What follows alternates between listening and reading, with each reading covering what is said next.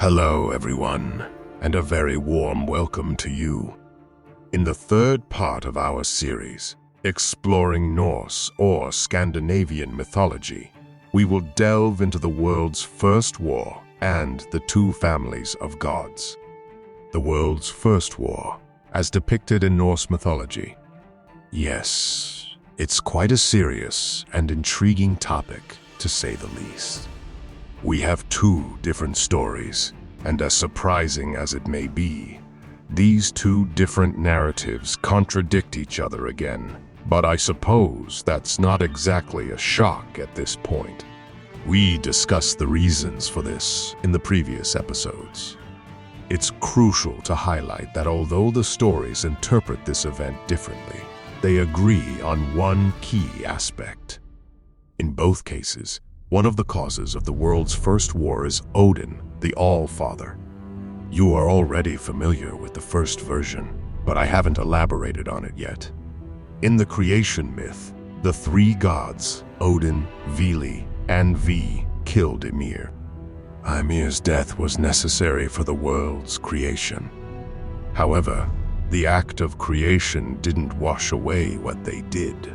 It didn't erase the fact that the gods had killed a giant. According to the first version, Ymir's death resulted in the outbreak of the world's first war. The gods and the giants became sworn enemies from that moment on. Such formidable opponents that they will form the core of the opposing armies at the Ragnarok, the end of the cosmos. So, this is the first version of the world's first war. Ymir's death, the conflict, and war between the gods and the giants. The second version is a bit more complicated.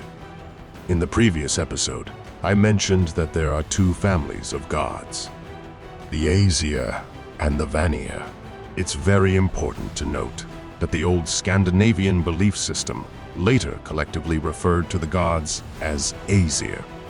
There was one family of gods, the Aesir, but before the gods were consolidated into one family, there were two.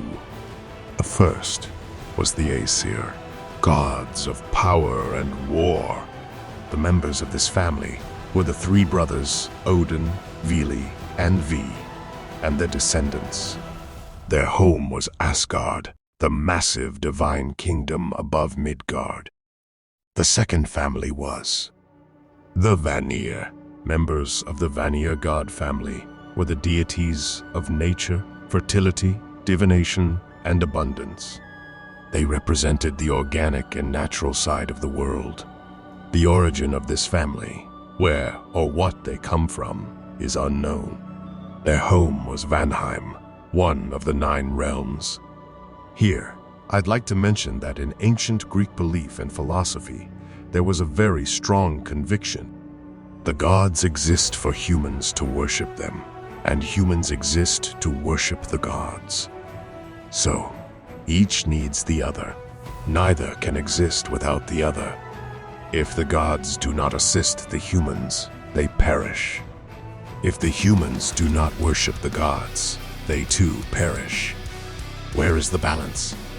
Indeed, this question of balance is the problem.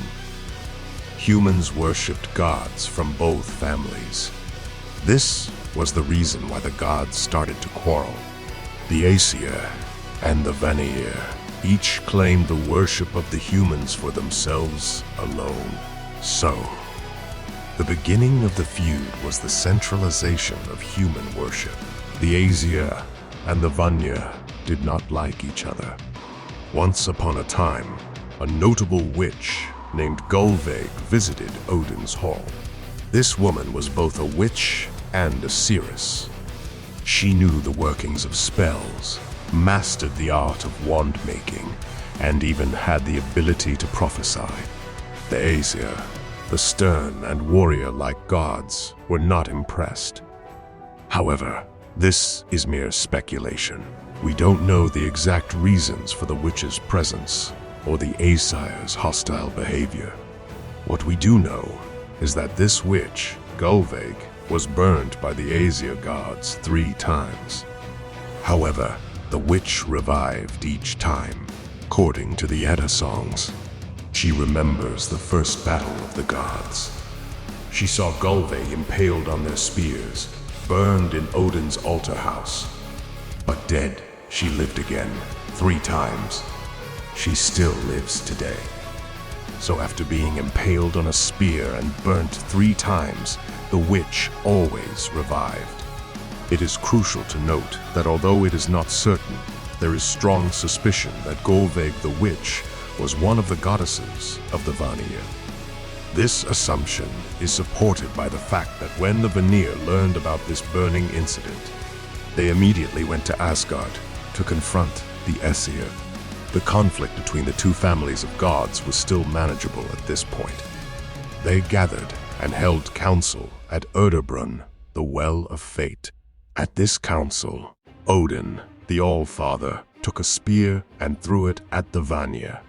The Aesir, gods of war and power, were not about to answer to anyone. This was the moment when the world's first war broke out between the Aesir and the Vanir families of gods. This war had no outcome. The struggle between the 2 families of gods was in balance. Neither could prevail over the other. There are always fundamental consequences of war, one of which, in this case, was both Asgard and Vanaheim going up in flames. In this war, it allegedly also happened that the Vanir destroyed Asgard's wall. This is important because there will be a builder whose story I will, of course, tell. But his role will be to build a new wall around Asgard, or just simply build the first wall. More on this later. As neither the Aesir nor the Vanir could overpower the other, they gathered again and held council once more. An agreement was reached. The essence of the agreement was that from now on there would be peace. This pact was sealed with 2 things. The first was that they took a large bowl and they all spat into it. From the gods' saliva was born a person, a certain Kvasir, about whom we will talk later. The second part of the agreement was a hostage exchange. The Aesir gods received the Vanir's leader, Njord, the sea god, and his 2 children, Frey and Freya. Freya and Freyr, as a sibling pair, played a very important role. While Freya dominated in the realm of personal emotions and magic, Freyr was the leader in the physical aspects of life, and also the god of abundance, fertility, peace, and prosperity. The presence of both was necessary for humans and nature to live in a harmonious relationship. Kvasir, the person born from the god's saliva, also stayed in Asgard. The hostages of the Vanir were Hónir, the wise god, and Mimir, the wisest of all gods. Mimir was Odin's uncle. This was not specifically explained, but we do know that Mimir was the brother of Odin's mother, so this was the hostage exchange. Everything was fine. What could go wrong?